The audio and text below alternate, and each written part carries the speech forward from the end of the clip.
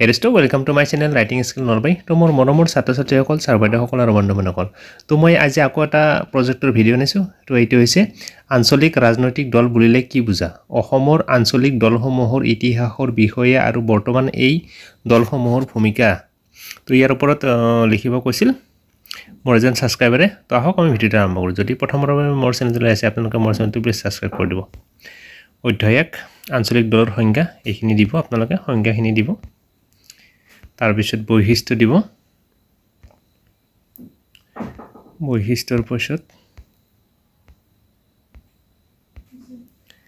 2 number অধ্যায় অসমৰ আঞ্চলিক দলৰ উদ্ভৱৰ পটভূমি এইখিনি লিখিব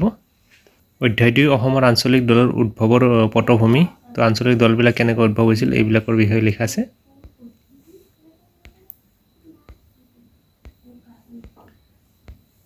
এইখিনি চাওক তাৰপিছত বড়ো আন্দোলনৰ খিনি আছে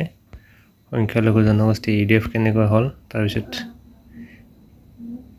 এজেপি আৰডি ৰাইজৰ দল এইবোৰ কেনেকৈ উদ্ভৱ হ'ল এইখিনি লিখা আছে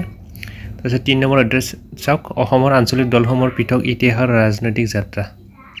অসম গণ পৰিষদৰ বিষয়ে লিখা আছে তাৰপিছত বিপিএফৰ বিষয়ে লিখা আছে এআইইউডিএফ তাৰপিছত অসম জাতীয় পৰিষদ তাৰপিছত চাওক ৰাইজৰ দল ইউপিপিএল তাৰপিছত য'ত ৰাজনীতি আৰু জাতীয় দলৰ সৈতে সম্পৰ্ক তাৰমানে মিত্ৰজোঁট ইয়াৰ বিষয়ে লিখা আছে অসম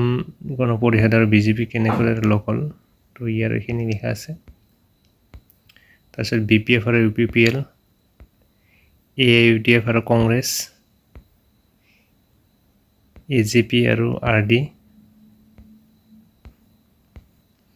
তাৰপিছত চাওক 5 নম্বৰ অধ্যায়ত বৰ্তমান সময়ত আঞ্চলিক দলসমূহৰ প্ৰভাৱ আৰু সীমাবদ্ধতা ইয়াৰ প্ৰভাৱৰ বিষয়ে লিখা আছে সীমাবদ্ধতা তাৰপিছত সামৰণিত চাওক সামৰণি এইখিনি লিখা হৈছে